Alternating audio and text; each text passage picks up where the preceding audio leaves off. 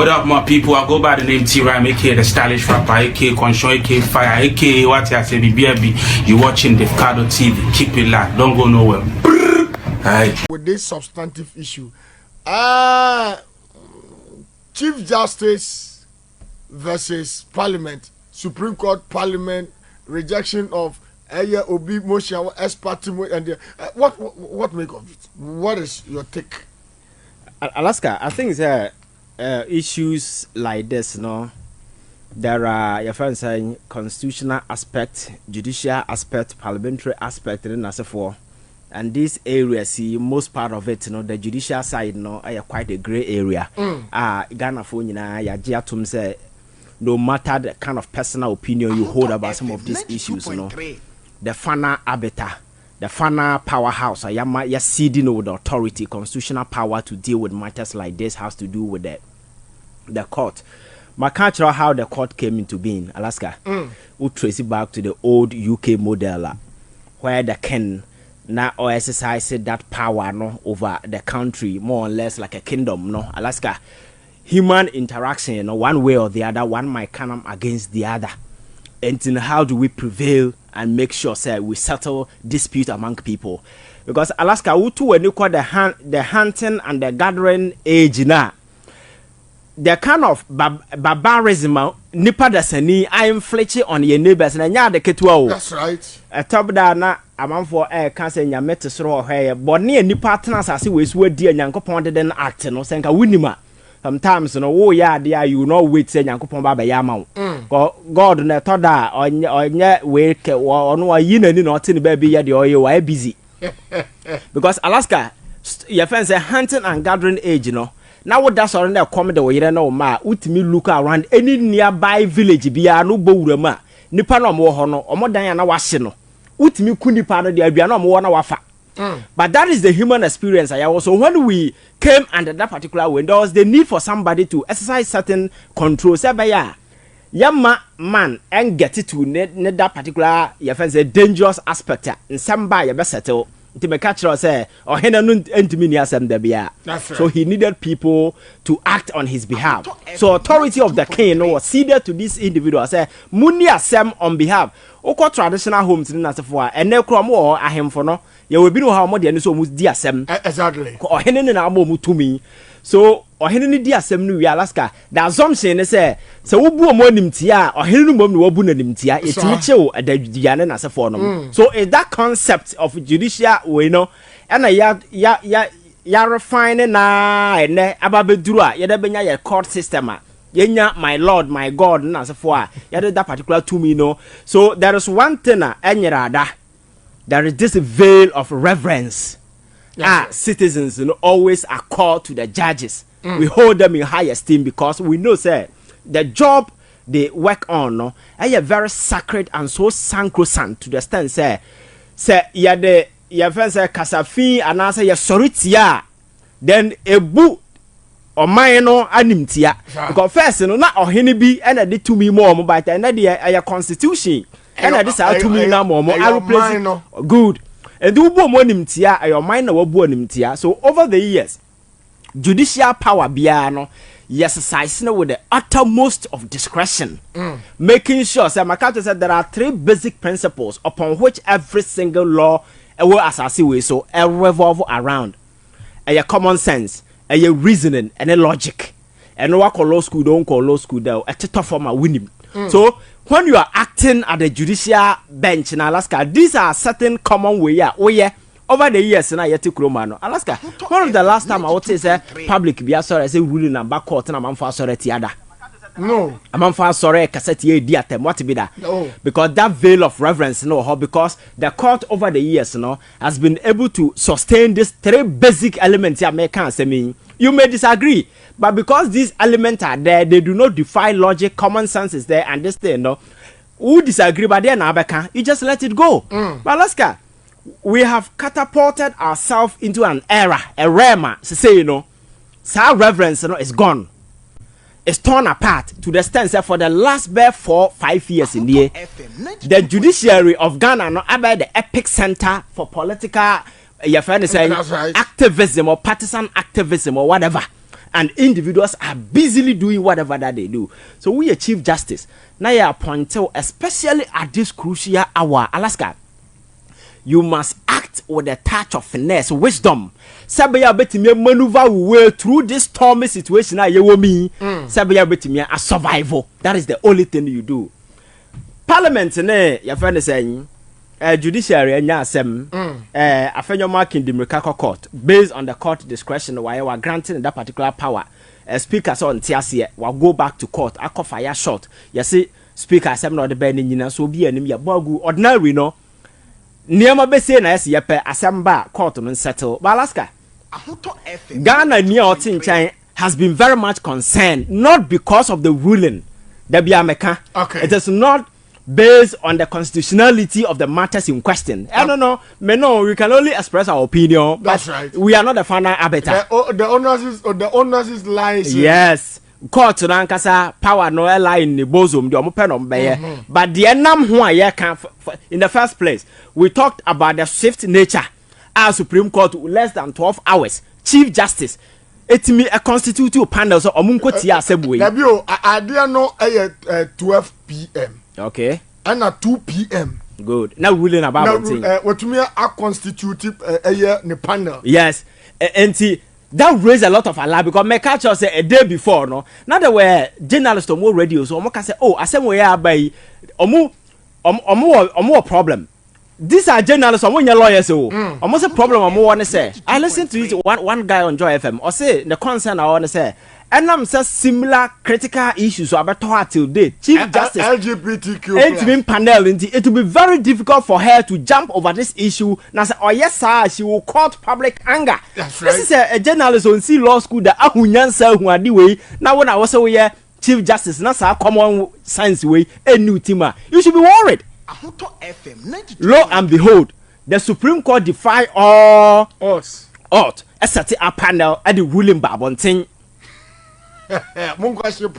And ruling Babontin, the average Ghanaian will cause to be worried. Because Alaska, this is a Supreme Court cultural or making argument, a very emotional one. Oh, Nipa no more constituency, no, they are Ghanaians. They cannot be denied representation in as a forum. And we cannot allow them. Then yes ya fata machine ne ya flip it back ekoye nim kakra ne bi say ah na nya sa Supreme Court yana na anu ada 92.3 professor baako and two other individuals at the court to say the people of more voter regional ye twa omo free mu no they also need representation na as Supreme Court can say yen regularize it to the extent say 2024 and San Omonia representative. Now, Sankrofo no de sabi omunya nipa. That's right. This is according to the Supreme Court logic. Again, yet Chrome Hana obedi jachi question e court. Court na no call no Alaska. Yes, ye challenge the nationality. That's right. Na substantive issue no was not heard then. Yentie hu say obedi for na obedi bem. But the same Chief Justice in Nkrofo tena se ka say ye njante no e ma ne nkotena afie enti for 2 years for 2 years enti nipa na ye asen no for omo de no omo ye nkokọ they don't need the representative. So Alaska we yes aniema we na beduru sa point we na we what is such a ruling bar people question you. And again and some na koba nyina na no drama bi si wo court me sure say nipa Ibrahim pay attention to. Right. That drama has to do with one of the judges. Uni say abra speaker eko parliament or court no na ne lawyer tada sorry. Exactly. Yes. Nti omo kwatena say panel no betena say no pagya ne say da bi me wasem ka ansa na even yetie substantive issue no almost assemble na oka. O say judge tenten no wom no uhu na ochanya dago uhu na babia behu no. Judge tenten no wom no oye MPP ni enti no ote ase enyeye. Looking at your friend is saying the sensitive nature and the partisan nature of the issue in question, no? That's right. And Mr. Judge, MPP, you know, then it will raise a lot of concern because Alaska, we are coming from a background that already, no, Supreme Court, you know, at the social media, man for a already, no, Alaska. Your friend says Supreme Court, you know, a man for a china boss, our social media, a man for a can rule na bana bonting, young quartia. Yes, judge back or MPP ni. Now if people thought say just speculate because my town studio hacker. Not to know is a papaya can answer me. In the year 2016 na day our whole central okofa form eko contest on the ticket of MPP say or parliament. Ivan, for the sake of your listeners, near a transfer our court, maybe say yema amafo. What you just stated. Yentie dia Ivan can yanko. One of the story of marriage. He's done. Don't know but you see that. Don't know but you see. Yes, he's done. He's done. Concerns raised by the attorney. And I have nothing more useful to add. Second. Now, Mr. Sorry, can we hear you on your objection?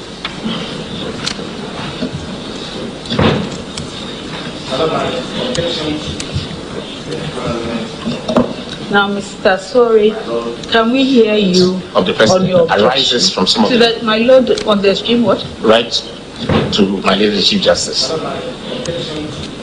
to him being impaneled in this matter arises from of the President from some of so that my the lord facts on the that stream what? right to my lady the Chief Justice in time, to him being impaneled. He was in this matter arises from New Patriotic Party. The fact that, and in fact, he was a parliamentary candidate in one of their constituencies in the Volta region. I think you said enough. And he was known to be associated with especially against. No, I think you said enough. From the I think you proceedings said and the no. I think you said enough. And you Right, Ivan, when an hour. The Chief Justice and say he didn't want Sorry to expose the man further. And in Oka say he has said enough. Because on himself, Sabna Okano, I scandalous. Okay. A by a good judicial anonymity. And people know that Nimna Amamfo free say just speculation in room or keke. But raising it at the court, it give you certain credence to that particular session. And you've seen flyers running around. And so what kind of man has a book now can seminar? I bet you why this gentleman was appointed to the Supreme Court. Because according to him, President Akuffo Addo wanted a Supreme Court judge to resign so that Obako speaker. Okay. But initially, they impressed on him to remain Papa na Obiara just obi na Obiara na Papa Jasco. Yes. Enti Okoyoko lusu then somebody needed to be appeased. So this particular gentleman na oya lawyer there had to be brought on board. What kind of book now? Why a circumstance leading to this particular judge? This is a guy, Alaska, or a known party person. I was standing on the ticket of the MPP, whole central. To stand on the political party ticket, you need to be a member of the party. You pay your dues and a whole lot of stuff. A member of good standing. Now you ask yourself, say, we are talking about not just any place, the Supreme Court of the land. People with partisan ties. And a yatam, no. And so I don't want to talk about parliament because I look at the number in 2023 how Onyaye he got 138. That's right. Meaning say the MPP majority voted for him because 137 plus the independent person got him the 138. Exactly. And approving a judge just simple majority. So that one I can't blame the minority because the resistance they offered then was quite clear. Obiate. But your course what in the coy. But Alaska say anya who bisa ho say there be make say common sense very common man for can enya common sense buo no the commonality over find issue be able raise be there is certain sense wom ti edoson issue be able raise and man common by the common enya common sense will be a team. That is the mistake people do. So you can common sense enya say obi no, it is not true. Common sense every issue you raise there is a commonality that particular sense in every issue. The wise person will be able to find it quicker. That makes it common sense. And Alaska, just imagine say nothing has happened. The nature of this particular issue. Oko Supreme Court bench and I say about 14 more than 14 judges sitting on the wing. That's right. So the question is motivation by the Chief Justice. When you be an kwan say obia you know very well say that person has partisan ties. People will raise that particular question. Looking at the sensitive nature of this particular issue in question, and what our motivation ben about our appointment, we catch us a common sense and you're common to everybody, you know. So it means a man for now almost to me pinpointed to say nipa when dear or MPP. Yes. But I was saying with impunity. Exactly. That's the level of disrespect I'm for the people of this country. I'm a catch on a minute bench in so more racy way now here so Rosiana. That's right. Already ruling the way sorry, a racy and oko ready by and cast what about to go. I say Tesen some now okay and then some phobic crab and no ontie. But my catch us the era where you will be. If you think sitting at the court dispensing justice ends there, it means your mind belongs to the 12th century. Yes, Alaska, because that is half of dispensing justice. It is half.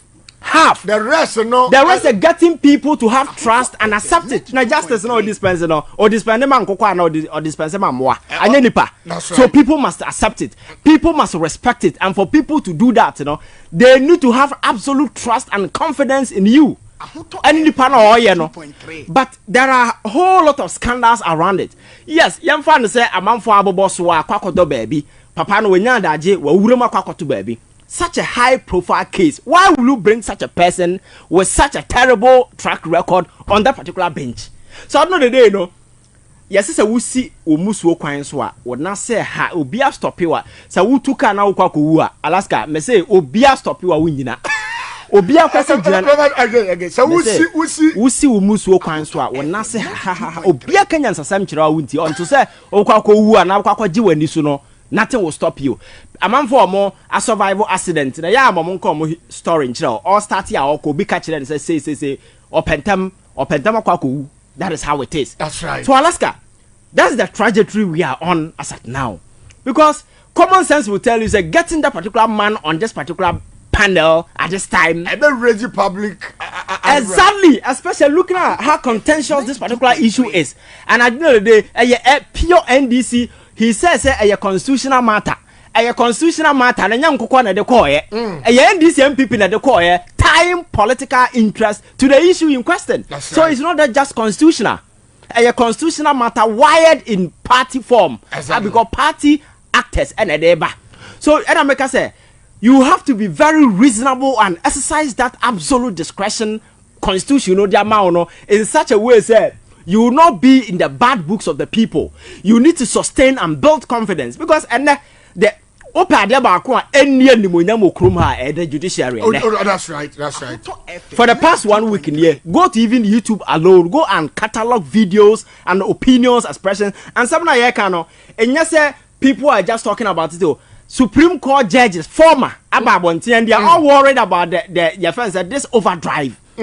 Chief Justice Ade your friend say we no call. Now don't call Chief Justice Payne. Alaska, I'm for Abako. There be a come say when you are in a position of power and you think you are going to live there forever, you are sick. Alaska, because it's transient. You know pass it through. Now Rollins be 19 years and now Shana Wuhu.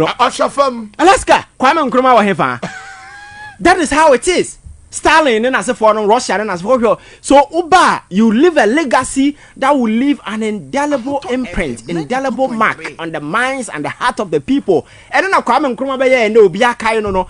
But because you have power, this arrogance and impunity. Now Alaska, I think that there is one thing that is running through common. She'll be to say your friend is saying easy bossy. Okay. Very emotional. That kind of toxic kind of person. Chief Justice is the same thing. Okay, that kind of attitude, And I'm sure, see the to me more beer. First, you need to look at the temperament and the emotional intelligence of the person first, because men are metiana may yes idea we are. There are certain factors about me consider. That is why I meant dwell on the constitutionality of the issue, whether right. Chief Justice in the default or not. But other things, and the Bobs were yeah, other issues around it, Alaska, a major concern because any Alabama public, I think with the your friends with the court and the justice delivery edibu because now Afrobarometer for Europe survey. Sir. There are for those send a word as much as over 60% of Ghanaians don't even believe or trust the court. We are Chief Justice, you should be worried. We are President, you should be concerned because this is a house and a deal minor sem. Not a man for any. The last time I may catch you say Ghana you will prefer so no go park than to go to court. I'm going. No go po. than to go to court, because that institution, you know, average person any trust wom. So we, a Chief Justice, your major preoccupation should be at addressing this major, whether misconception or whatever people have about the judiciary, you know. But one the is to deepen this crack, widen the gap of trust, and this misconception, whatever, no, highlight, no, because near more than a dinner as a forum. Now, no, yet is almost a Mudimrika Akoshe date, some LGBT case. They say Betie speak anyway on the way 7th of November or way Nasa Forum. The question they say, and na omunim so mbe said on to Sasania way ACCC. So we should be very much concerned about building trust. And yes, sir, my culture say, we can lose everything. But the very moment we lose our judiciary, you know, we are done. And where we are the verge of losing everything. We are the verge of. Oh, the NDC is being led by a former president of Ghana. Now, our culture say, "Oh, no need trust." Our court to anti election, no, your corner say, "Oh, lose or we knew on court to Alaska." Now, ordinary person, me am pointing judge. I mean, I mean, trust in the way we should be very much concerned. And these are institutions of state. You understand? So, Nehemiah is critically undermining state institutions, its authority, its neutrality, its independence, and even when it comes to the basic exercise of discretion, I'm for friend the common sense, and then as a forum, way left, right to take the absolute balance. You know, we are losing everything. So I know the day, you know, your democracy, you know, the foundation you have. Ivan, before you wrap up, Mami Bisa question. All right. You are Hoto FM Hai. You were the various departments at Ewaha. Ejuma Mimi ye Ewaha as a radio presenter Wano. I report to somebody, and everybody here is under Obi. In the say, Ejuma na me ye no. Say enya say I'm playing to the formula, and to the game plan of Nipa no offer me na. Me ji this over to me catch say offer me. But say me wa under somebody na dey na me ye no wait na wo kasa Nipa no so offer me nso say ne wo ye no me pe. So in this case, you know. Do you get my yeah, I get you. That's what I say. Absolute power corrupt absolutely. The president thinks to me and that's right. Appoint whoever, and the people who come on board no free say, oh, I am not deserving of this position. I am here because of a messy being a ubianya na wapekebe. So all that I'm doing is to please and preserve that relationship I have with the person. That's right. So if that means sacrificing or throwing my convictions under the bus, mayor, and that's exactly what is happening because you can't control what I do. That's right. If you disagree with me, we part ways, we go our way. Because I'm not a day. We know mama's position in me, and there is no guarantee says how the mammy mean to be did that. So it's a matter of having personal conviction and principle. Right. The last time I make us the only thing they differentiate here from animals. Our ability to strike balance between what is good and what is evil as human beings. Right. Once you lose it, you lose everything. And that is the problem. Nipa yet tam 2 million as for the moment. Mahu is circulating Chief Justice Nikunu your friends say narcotic board. I don't want to go there because a civil servant we now rise to that particular issue. But the question is Alaska, one I want impact ben legacy ben will live at the place. When you know say and then Supreme Court no said nothing has happened. BBNC will chrome her crown and the mere fact that President Akuffo Addo attacking the place now because a major concern. Right. My culture say over the years we've not gone past 14 and then we are at the verge of getting about 18 to 19 Supreme Court judges within a short period. Now at the end of the panela yam tetefono say tetefono kro bi anka ho na no wonderful akoya ye kana say me he came to the first Supreme Court 2023 so 2023 2022 2024 for nko say am no ka say there is a new batch ya line omo up we omo kwaje approval from parliament whatever way so we cannot consistently subject such a revered institution to public scrutiny and mortification about we lose everything, and that is the message the president should get. The Chief Justice as a woman no, should be very much concerned about the legacy she's living, not sitting there and pronouncing your friends saying I have 2 minutes. Now 2 minutes, now we are the first person to have 2 minutes. This is a seat. Many more people have sat on it. They are dead and gone. So your turn now will come to an end. But the Nipa what you use that particular thing to do. Now, empaneling somebody with partisan ties to come and sit on this particular issue, no, Ufri say a crack out of common sense. That's up to you. Right, may I say that was Ivan Che Innocent.